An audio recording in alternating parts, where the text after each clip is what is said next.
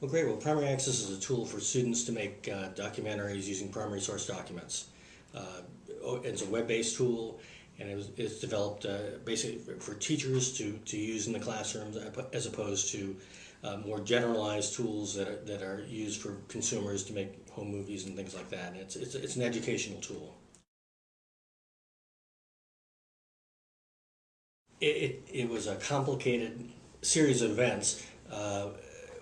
We were thinking that digital storytelling was becoming very popular in education at the time, but there were two issues with it. There was too much overhead with it, and to actually implement it into the classroom, and also that there wasn't as much of a curricular focus outside of reluctant writers and language arts type things. And my interest was to get something that could be integrated more directly into the things that people are tested on.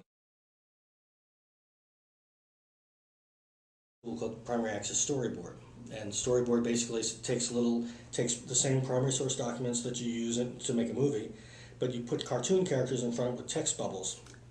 And so what the concept from a social studies education point of view is that the student is interacting with the primary source document, saying, "Well, Mr. Grant, what do you think about that?" Or whatever, and try and construct scenarios about them.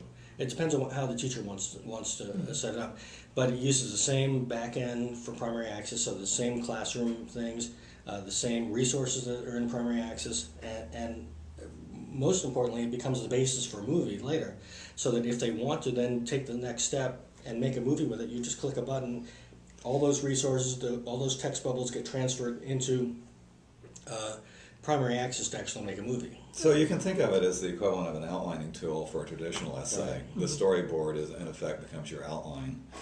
Bill has a lot of other ideas.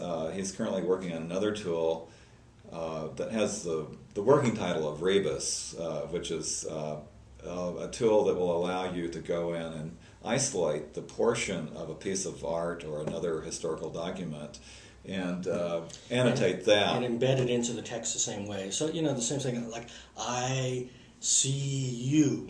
That's a traditional rebus. And we're kind of misusing the term a little bit in the sense that we're, for example, with the civil rights example, we would say, when I first saw this picture, and then embedded within the text itself would be a picture of Rosa Parks with the reporter on the bus. I wondered what this man was doing on the bus, and you show a clip of it. So you're basically cropping parts of primary source documents and writing a narration about it. So writing is always very critical into our work here. The writing is key.